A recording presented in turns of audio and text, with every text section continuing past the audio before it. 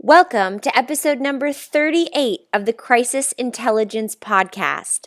Today is Sunday, February 22nd, 2015.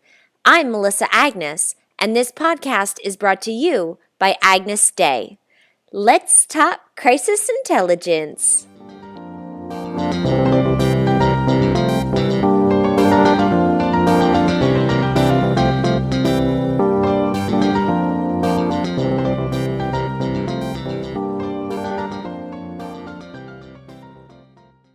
Nick, welcome to the show. Why don't you introduce yourself and tell us about what you do? I'm Nick Morgan. I'm the president of Public Words, and I coach people in communications, body language, public speaking, everything to do with showing up as your best self, whether it's for a speech or a meeting or simply a career. Excellent. And you just came out with a new book, Power Cues, which I just read and devoured. Actually, I was reading the intro and starting in on the first chapter, and I turned to my husband and went, "Oh my God, I'm so excited to read this book." Bless and I you. was in the midst of reading it. So that's always a good sign. That's a very good sign. Thank you for that. Well, thank you for that. So as I was reading the book, I realized, so basically the message in the book, and it's very practical, is how to use a second conversation, which I'll let you explain in a second, to really strengthen your leadership skills. So I have a lot of listeners who are responsible for speaking in a crisis or just leading an organization through a crisis or managing an emergency. And so I'm really happy to have you on because I wanted to, I guess, discuss the book, but discuss the messages in the book and focus on how listeners, whether they're a spokesperson, whether they're a PIO, whether they're an executive, how they can really focus on not just sounding like a leader or but using that second conversation to really exude that leadership. Excellent. Very worthy topic of discussion. I agree. So what is that second conversation that I just mentioned? Every communication is two conversations, every face-to-face one, and even the ones we increasingly have these days over the phone or audio conference or video conference or virtually in one form or another. The first conversation is the content, and the second is the body language. And of course, the richest human connection is face-to-face because we pick up on all sorts of subtle cues unconsciously that we're not aware of consciously in terms of body language. But nonetheless, as I mentioned, in the virtual world still, when we hear each other's voices live, we pick up the tones in the voice that convey similar kinds of messages. So a virtual conversation is tougher than a face-to-face one in some ways. The face-to-face ones are more revealing, which is also can be a challenge. But in both, it's essential to understand that second conversation is vital for getting your message across. So the power of the subconscious and gestures.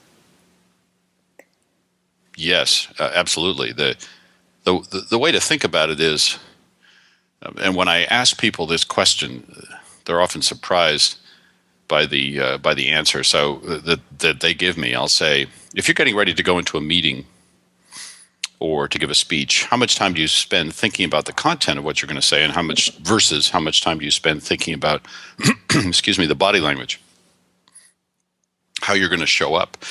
And if they're being honest, the vast majority of people, 99.9%, say 100% content, 0% body language. It's just not something we think about. So in effect, we leave it to chance. But here's the thing about that.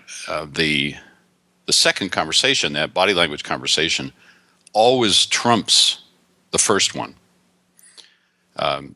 Whenever the two are at variance, whenever the two are not aligned. And so if you leave that second conversation to chance, if you just don't think about it, then you're leaving it open to all sorts of mixed messages. And when you send out mixed messages, people believe the body language. I can make this very simple by using an example that my wife hates because it's unfair to her and not true. So let me begin by saying that my wife would never do this. But let's pretend that I had the assignment of picking up milk and eggs on the way home from work one day, and I forgot them. And I got to the door, and my wife was standing there, and this is the part she would never do, noticing that I had not picked up the milk and eggs. So she had crossed arms and a frown on her face, and when I asked her how she was, she said, fine, but with a kind of scowl in her tone that unless I'm the stupidest husband in the world, I get immediately that she's not fine. So that's a silly example, and my wife, let me stress again, would never do that, but it is a clear instance of the kinds of conversations we have every day where people say one thing but they mean another. How are you doing today? I'm fine, when actually their life is a train wreck. And unless you're stupid, you believe the body language, the implication behind, the intent behind the words, because we're used to saying banal, simple words that don't actually express how we're feeling.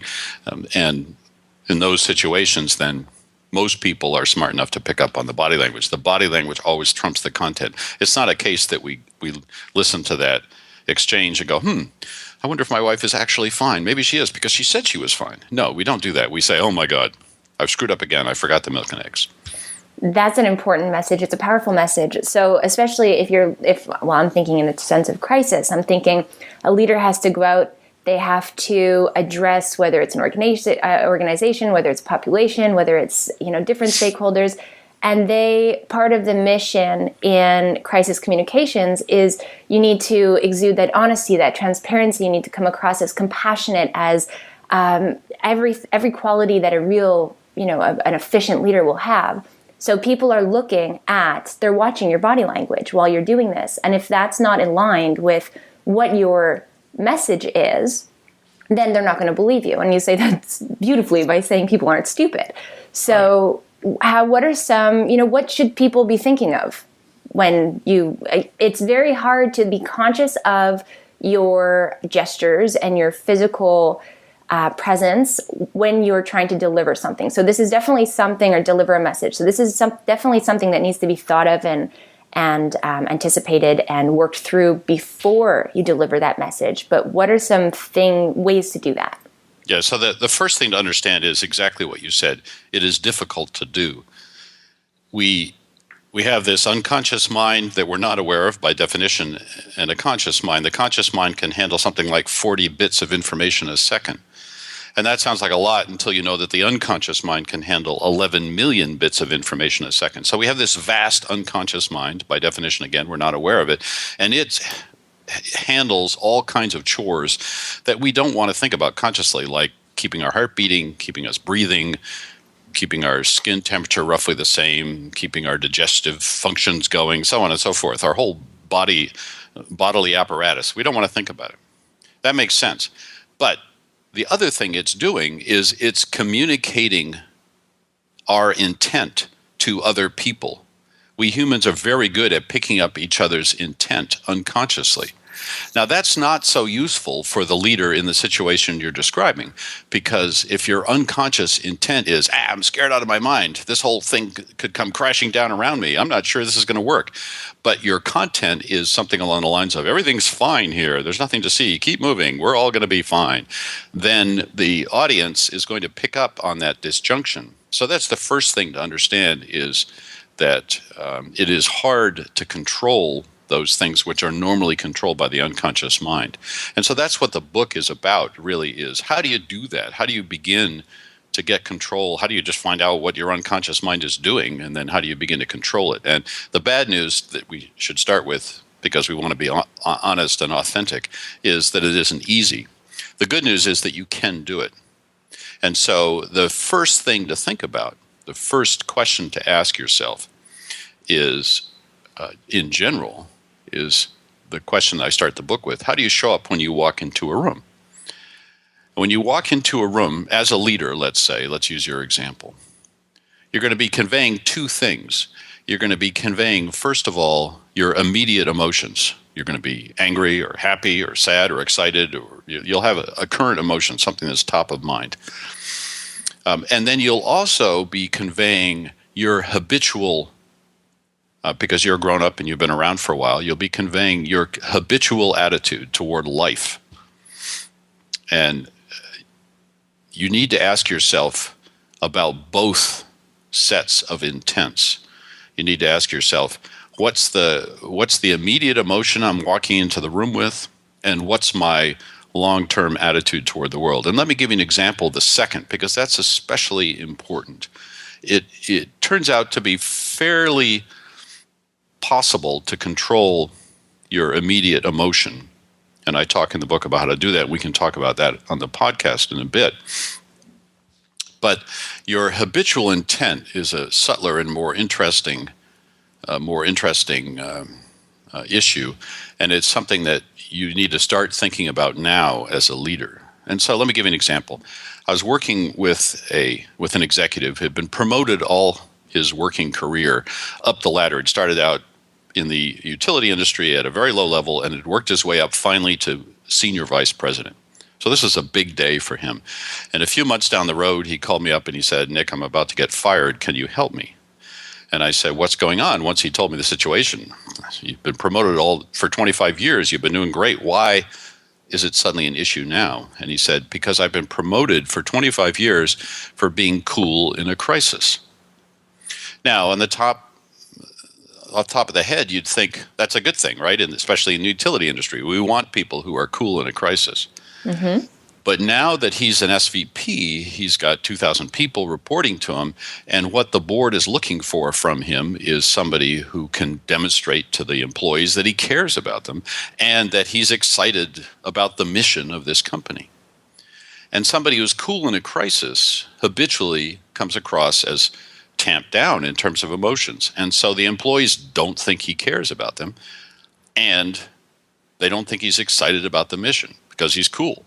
So he's coming across in all his communications as cool, calm, and collected, and now that's suddenly a bad thing. And so I had him come down to Boston to work with me, and we had our first meeting, and he did something extraordinary that I've never seen another executive do. Instead of going and sitting in the power position in the middle of the long conference table that we have, you've all seen such a conference table, lots of beautiful brown wood and about 12 feet long, and what every executive does that I meet with sits right in the middle there, the power position. Either by instinct or somebody's trained them, they know that that's the position you want to command as a leader. Well, he sat in the corner. So that was my first question to him after we'd talked a bit was, "Why are you sitting in the corner?" He said, "Just comfortable for me."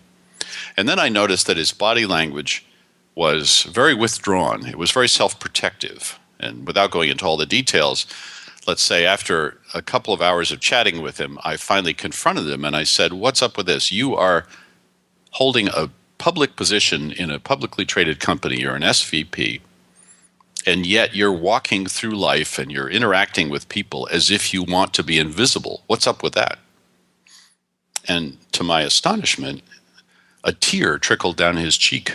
And he said, "I haven't talked about this for 30 years, but I was bullied from age 12 to age 18. And I learned how to escape that bullying by trying to escape notice by being invisible."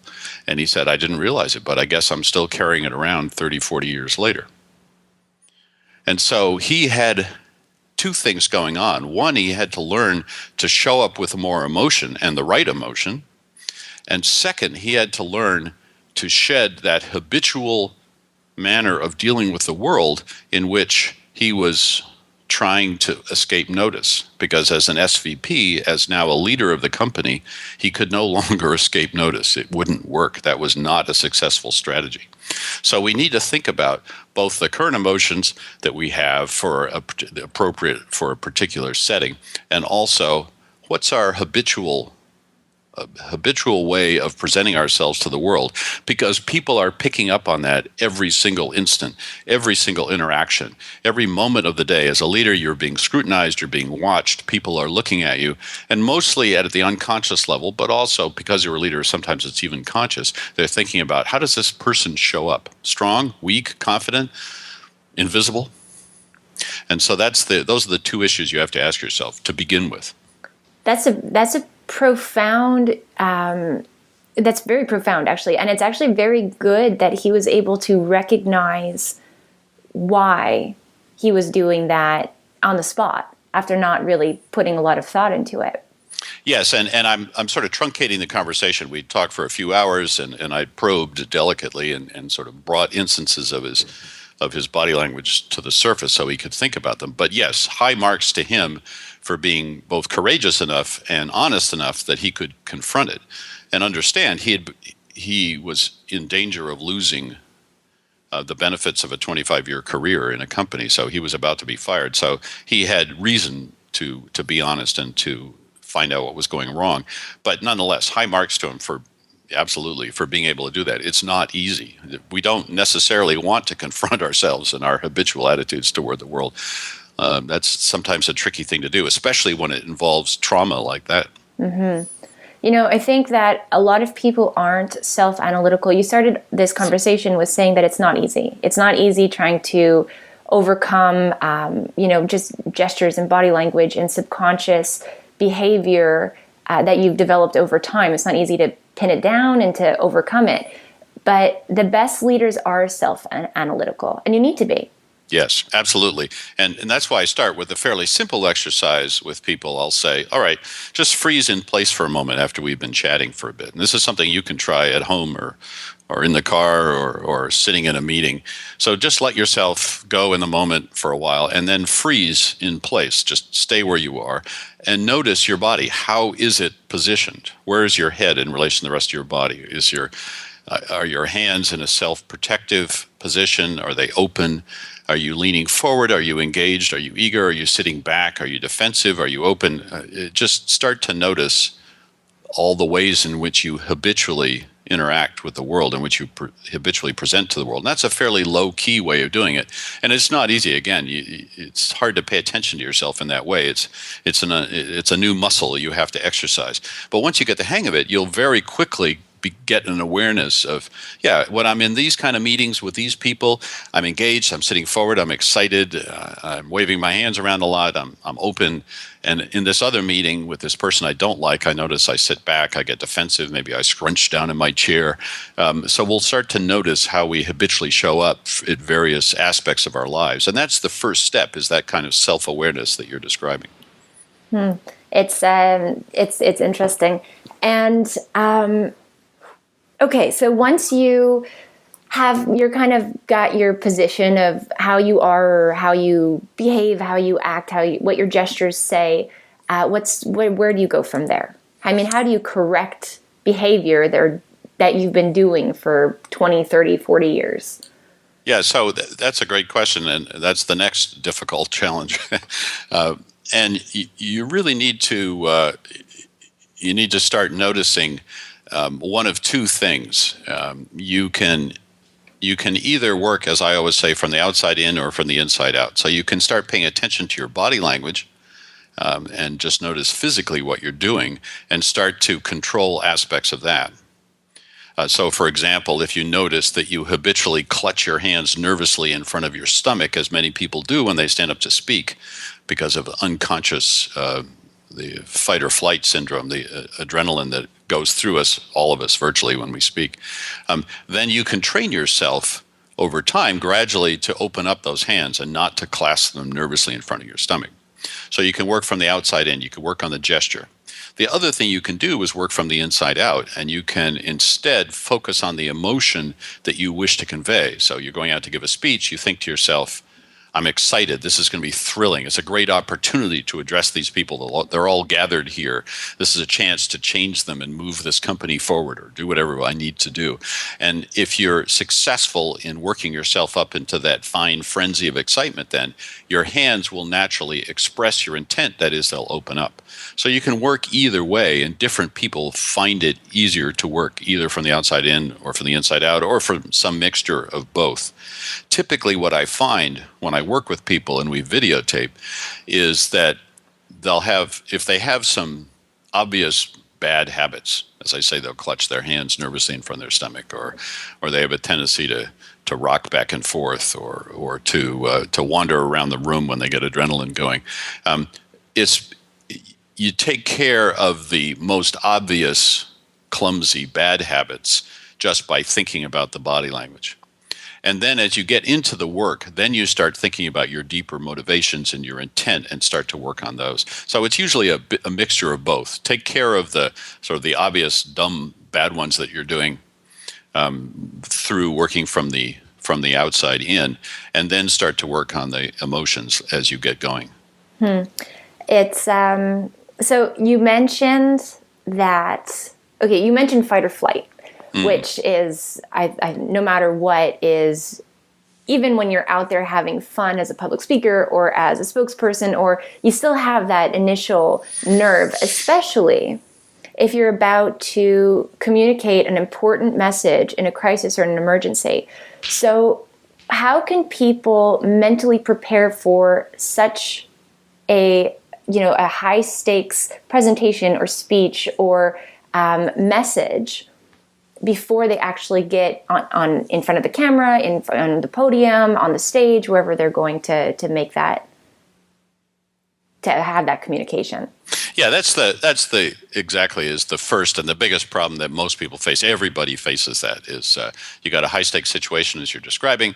You're going to be nervous at some level. It'd be inhuman not to be. There's a tiny percentage of people who just love that kind of situation, and they get all excited and happy when they have a chance to go. Not in a crisis, not so much. But yeah, typically not in a crisis. So that's a vanishingly small percentage. So the reality is most of us are going to be nervous. So we have to deal with that because that's the first and most obvious thing we're going to present to that group or that the press or the whatever the public setting is.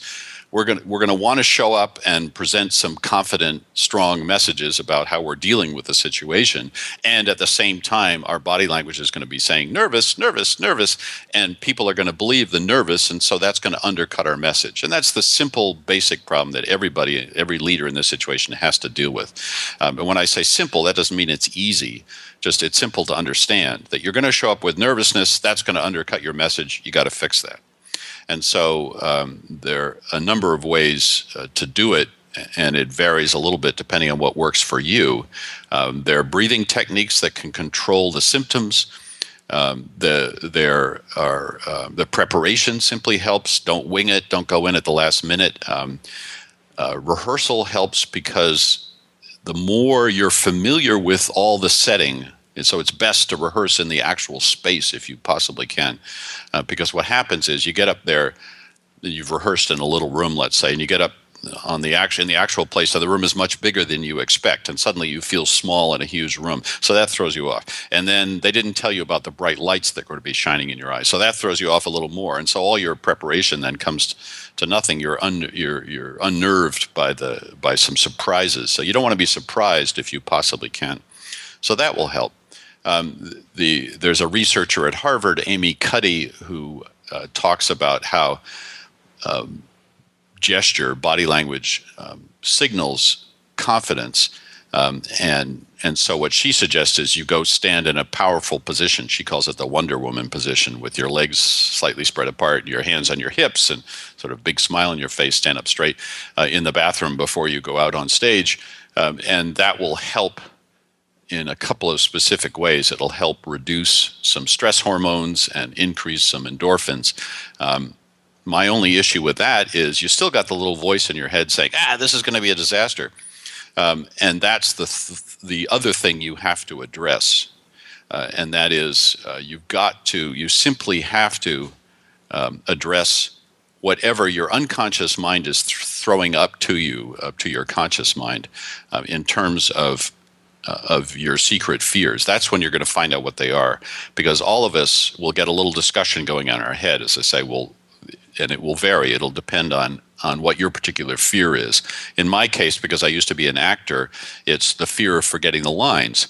And so when I get ready to give a big speech, the little voice in my head will say, Nick, you're going to forget where you are halfway through. Now, of course, if you think that, then that's a self-fulfilling prophecy, right?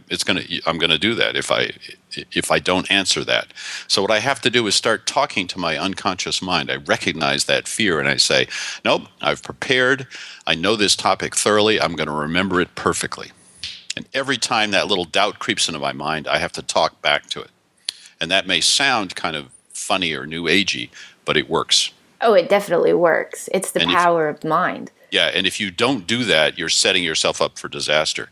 If it helps, the way I got into this was doing research on it for the book, and for helping clients, was through what the Olympians do when they train for an Olympic race or contest of one kind or another. And so, take my favorite, the downhill ski race. So those guys are going at what, 70, 80, 90 miles an hour, some unbelievable speed. And the whole race, lasts about 2 minutes. And they're on this, it's practically a vertical slope.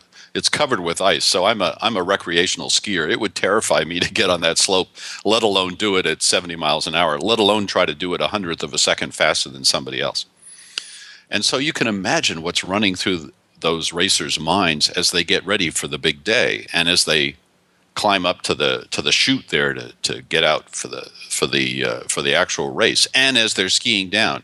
If at any moment a little doubt creeps in their mind and says, you've always caught an edge when you do make that particular turn. Watch out you don't catch an edge. Well, you're going to catch an edge, and then you're going to go flying and break a leg, or you'll certainly lose the race, right? So the skiers and other Olympians absolutely have to control their minds. And so what they do is that they prepare an extensive, little mental movie of what a successful race looks like. And they play that over and over and over again, because they know the mind is just as important as the body, if not more so, in terms of carrying out those kind of high stakes settings. And so what I coach clients to do when I'm working with them is, let's do the same thing. Let's create a mental movie, and let's play that movie over and over again of you succeeding in that high stakes situation. I've coached people, say, for congressional testimony. You really don't want to screw up when you're in front of Congress. It can come back to bite you. So we create that movie of it going successfully, so that it drives out the doubts, and the battle with the unconscious mind is won before you ever get out onto the actual stage or into that congressional testimony, or whatever the situation is. If you don't do that, then your mind's going to get you. That's a very powerful message, and it's a very important message. I know just from my own experience that works, and that's what can drive you to all the preparation in the world, and then your mind can be your downfall.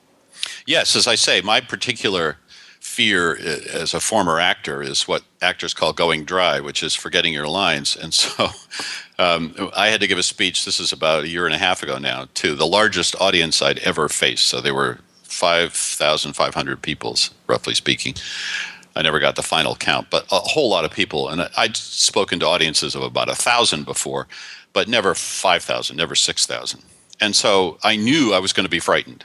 I knew I was going to face that adrenaline rush, and I knew I had to deal with my typical fears. They would come up again, even though I've spoken a lot now and I'm very comfortable speaking to smaller groups. But this group, I knew my mind would come out and do its best to undercut me or bite me. So I had to deal with that. So for about a month beforehand, I created the little movie of the speech going well.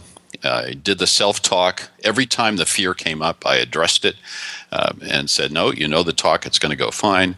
And when I got out there, I will tell you, I wasn't as cool as a cucumber, whatever that means, but I was pretty comfortable up there, and I was nerves simply didn't enter into it, and I did not forget at any point what I was going to say. So my fear had been addressed.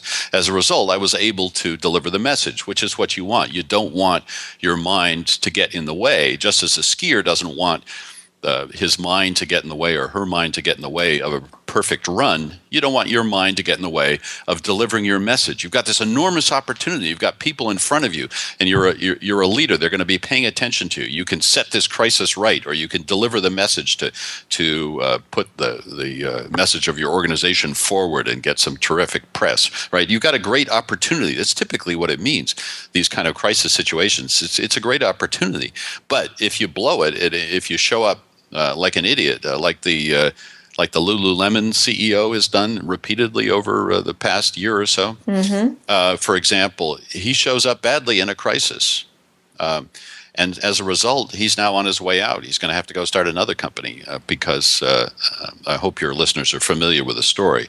But basically, he said some very inappropriate things in some key situations, and he's never been able to dig his way out of that. Classic case of lack of preparation there and whatever else is going on. Absolutely. And actually, that's what I was going to say. So I was going to say that all of this prep, so you mentioned your personal story of being in front of 5,500 people on stage. You had a month to prepare it. And I think that maybe some listeners are thinking, well, in a crisis, I could be called up on the spur of the moment, but that doesn't mean that you can't prepare for that moment. I mean, it's part of crisis preparedness. Exactly. It's part of your task as a spokesperson or as a leader of an organization to be able to execute that way in a crisis.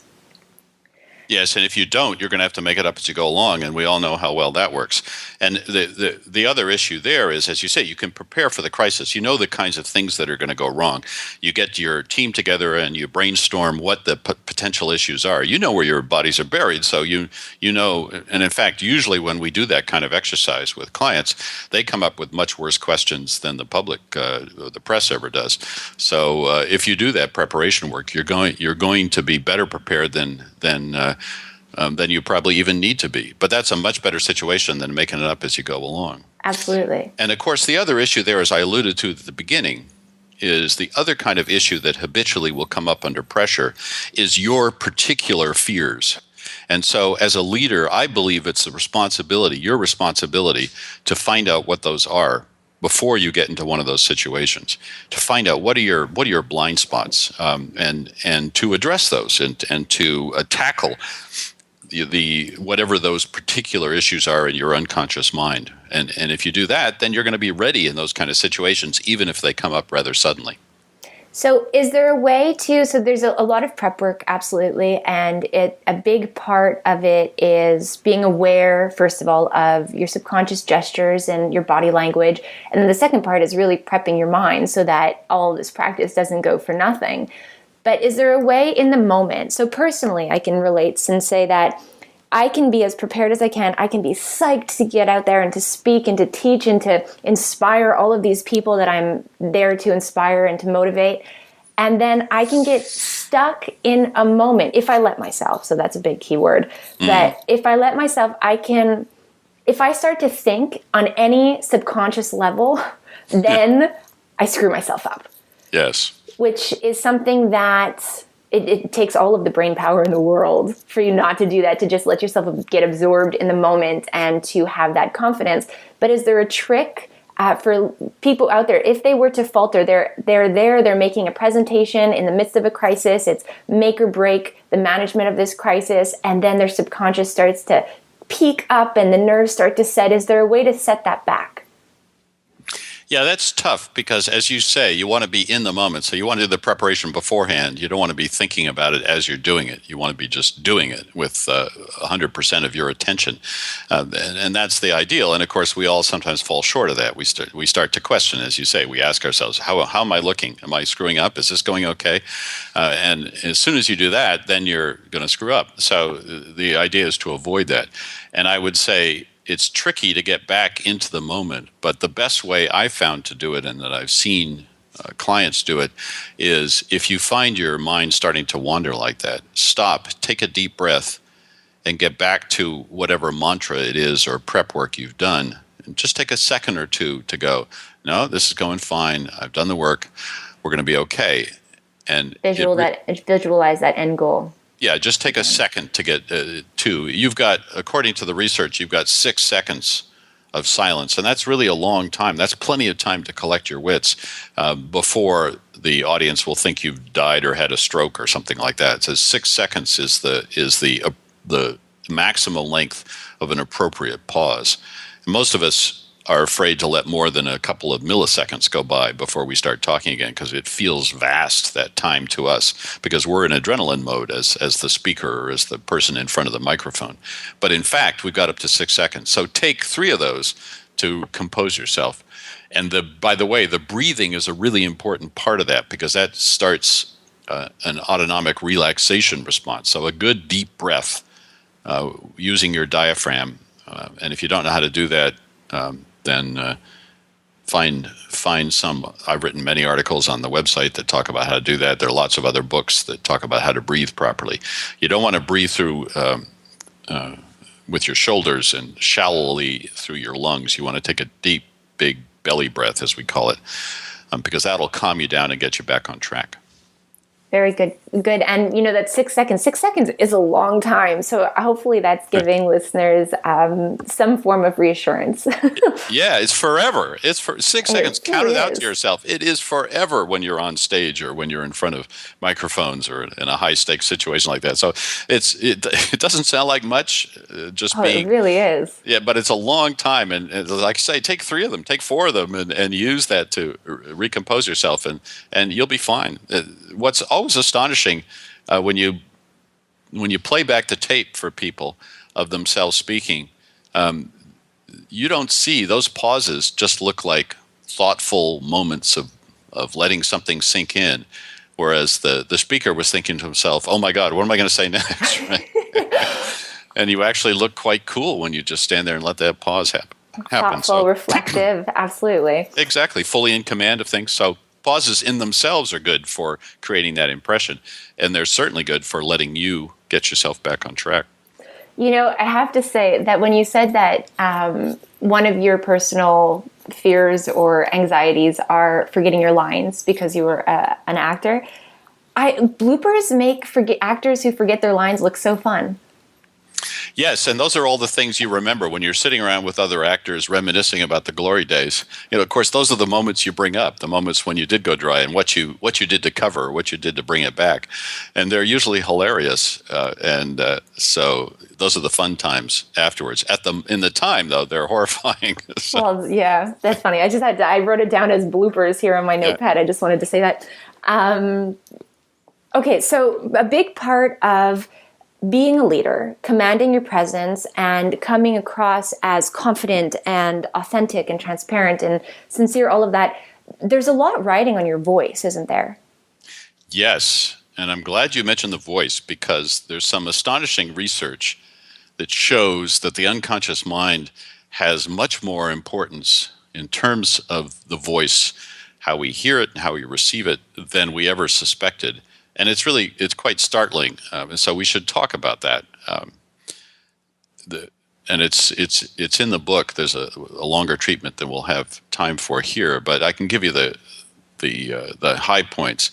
So it turns out one of the things that the humans are remarkable for is that we can recognize a lot of different voices, and it's easy, it's effortless, right? You can tell your voice from my voice on this podcast, but more than that, we all know dozens of voices of our friends, our family, our loved ones, our co-workers, and then all kinds of famous people that we've heard on television. We know President Obama's voice and Speaker of the House John Boehner's voice and whatever the Canadian equivalent of those are, and and so on and so forth. And we recognize voices, and we learn new voices effortlessly. We hear a new voice, we meet somebody for the first time. It doesn't take us any conscious mental work to remember their voice. So something extraordinary is going on there. We're able to evaluate it. But if you ask people consciously, what do you do to remember a voice? They'd be very hard put to tell you. It sounds different, is basically what they'd say. So Melissa's voice sounds different than Nick's voice, so I can tell them apart. Well, voices have a couple of things going on. We're speaking at a pitch, and so that for those of your audience who are musical, they'll understand that we could match the pitch that I'm speaking at now, although I vary a bit. But if I held one of the notes, one of the vowels, let's say, and I held that pitch, right? You could find that on a piano or some musical instrument. You could match that pitch. Same with your voice. And so voices speak at a pitch, but it's not purely that pitch, because we can tell the voices apart because they have undertones and overtones that add up to what we call the timbre, or the quality of the voice. And again, this is easy for musicians to understand because they're used to listening to the difference between a trombone and a trumpet and an oboe and a guitar and a piano, right? They'll know that that's the quality that distinguishes them is called timbre. Well, voices have the same thing. And those undertones in particular, researchers have studied them for years, and they thought they were just random. Right? If you recorded a voice and put it on an oscilloscope, it would look like a fuzzy line, and that fuzzy line would be made up of the basic pitch you're speaking at, as well as the undertones at fourths and fifths and octaves below, and overtones fourths and fifths and octaves above, and so on. And we're not consciously aware of those undertones and overtones, but unconsciously, it turns out, we are profoundly aware of them. And here's what we do. When we get together in a room with a bunch of people, in a very few minutes, we elect unconsciously the leader of the room based on those undertones, and we match our undertones to the leader's undertones in the room. It's an extraordinary thing. We're completely unaware of it. But leadership has to do with the strength of the voice and literally the kinds of undertones that you're putting out. Now, as soon as you know that, then you should have a million questions about that. So, can I control those undertones? What does that mean? What makes one voice more leadership-like than another? And so the first way to think about it is, imagine what happens when somebody panics and they're speaking. What happens to their voice? Well, their vocal cords get tense, their neck gets tense, and that squeezes the sound, in essence, and pushes it up. So our voices go higher. We help, help. Our voices, when we start to panic, right, our voices go up. And so we're all aware that a high voice, we can hear the stress in it. If you have a naturally high voice, then that's not what I'm talking about. I mean, a voice high for your range. So if my voice were to go up here, you'd know that I was stressed out in some way, right? And so you can hear that stress. The opposite of that is when your voice is comfortable and calm at the lower end of your particular range. So then you're in control and you can be a leader. And it turns out that we can find, in fact, the maximum point in your vocal range where you're putting out the strongest number of those undertones, and therefore most likely that other people will elect you as leader. It's fascinating. Yeah, when I tell people this, I'll say to them, "You've never thought about this before?" And they'll say, "No, I had no idea." And I'll say, "You cannot think seriously about leadership without now, since you know this, working on your voice. Because if your voice is distorted or is not at that maximum leadership, that maximum resonance point, then you're going to be, in effect, going out with one hand tied behind your back and trying to be a leader. You're going to be handicapping yourself. That's a dumb thing to do. You don't want to do that." And so you can explain how to do it in more detail in the book, but you can test your voice and find out if you're speaking at that maximum resonance point. And just to give you some context, what I usually find is that men will push their voices lower. Let's say you're naturally a tenor voice. Singers will understand what I mean. Voices or basses or tenors, men's voices, or baritones. And if you're naturally a tenor, then your voice is naturally going to be up here somewhere.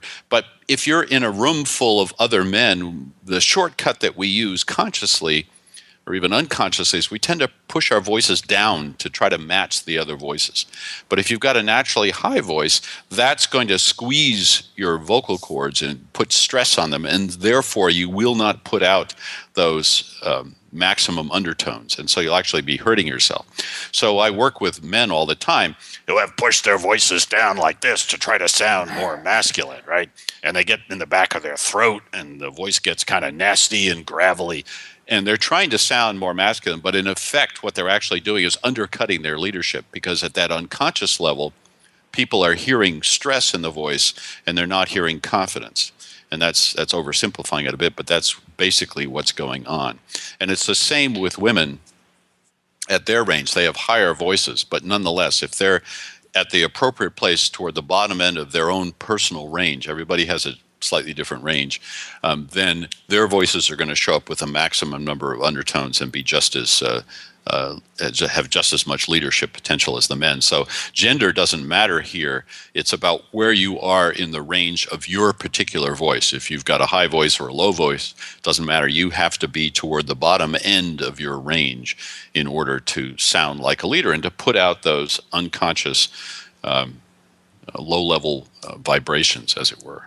It's fascinating. And actually, I was going to say, so does this, work negatively for women who are commanding a room or, speaking in front of stakeholders that range from women and men? What I hear from women when they push their voices off the maximum resonance point is they tend to push them higher. Rarely I'll run across women who push them lower because they've been working on a team that's all male, let's say. And so I'll hear some women who push their voices lower, but more typically women push their voices higher. And I'm not quite sure why that is, but they need to do the work to correct it, because a high voice sounds stressed, and so you don't want to put out that kind of stress even before you're actually in a stressful situation, just your normal speaking voice. The issue is that what happens, most kids speak naturally at their maximum resonance point because they haven't learned bad habits. But as we get older, two things happen. Our voices change. Our voices tend to evolve over time. Our vocal cords change their shape and thicken, and they grow and whatnot. And so our pitch changes naturally, but we don't keep up with that in any conscious way. We don't know what to do about that. And so we all have heard the comedy of a boy going through puberty and his voice changing and suddenly going high or low, right? But it'll settle down eventually. But at some point then, it's typically either a little too high or a little too low. And then we get into situations where we try to match the pitch of the people around us. We suffer stress. We smoke. Smokers really screw up their vocal cords, and so they tend to make it impossible for them to have that resonance.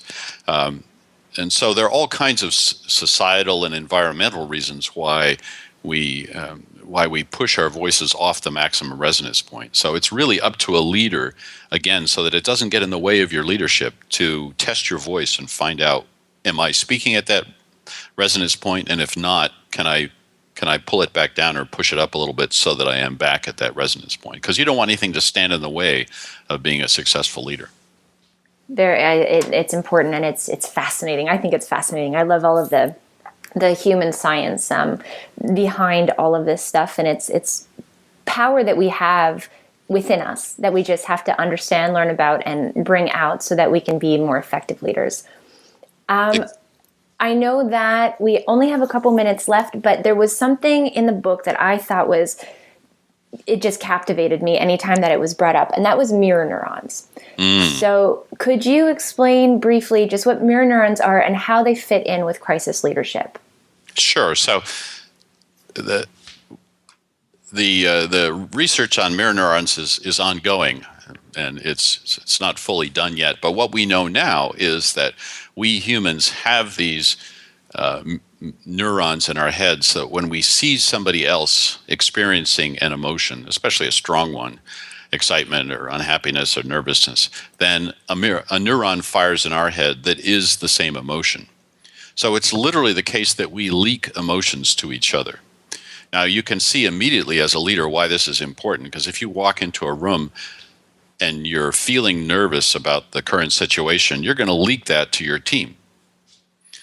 Or you're going to leak that to the press standing in front of you. They're going to pick up on that unconsciously. They're going to literally get in the same mood. And we've all experienced this. You get together with a group of friends and it gets giddy and fun, and suddenly everybody's laughing and you're having a great time. You don't really know why. It was just something somebody said. That's mirror neurons leaking our emotions to each other.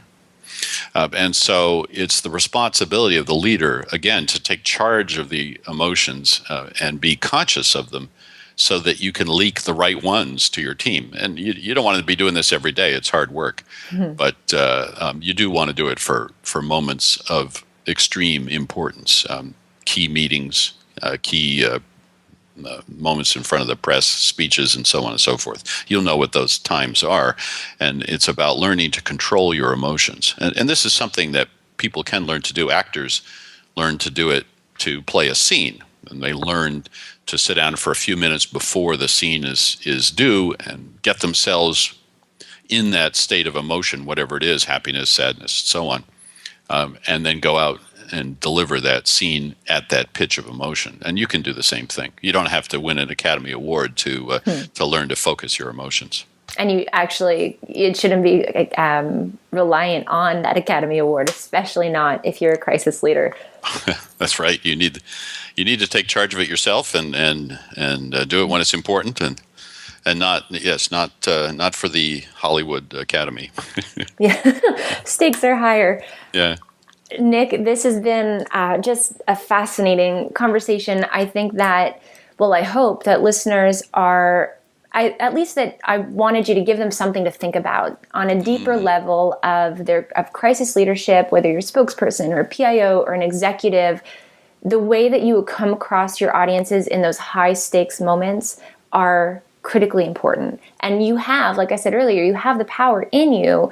You have all of these tools and these opportunities and these advantages that are just built into our beings. So if we could leverage that, then we can go a step further in our crisis preparedness and our crisis management. So thank you so much for taking the time to have this conversation with me and to explain these things.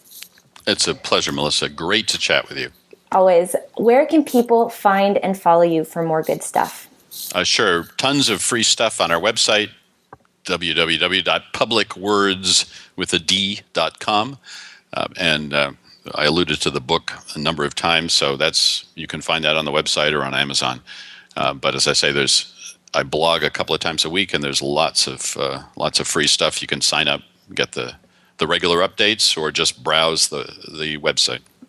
Excellent. And of course, all of your links, especially to your book, will be in the show notes below this podcast, no matter where you're listening to it from, whether that's melissaagnes.com, iTunes, or Stitcher. Nick, thanks again for taking the time to have this great conversation.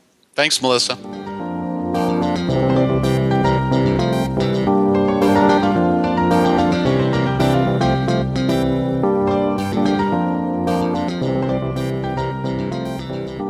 Thank you for tuning in and listening to this week's episode of the Crisis Intelligence Podcast with me, Melissa Agnes. I release a new episode every Sunday, so if you haven't done so already, be sure to subscribe to this Crisis Intelligence Podcast on iTunes or Stitcher so you don't miss out on any future episodes. While you're at it, feel free to leave me a rating or review on iTunes. This will go such a long way in helping me get this important information to more people just like you to help benefit their crisis management and crisis communications. Additionally, if you'd like to have me come and speak at an upcoming event that you may be organizing, I'd be happy to have a conversation with you. You can email me at melissa@melissaagnes.com. Thanks so much for tuning in this week, and I look forward to talking even more crisis intelligence with you next Sunday.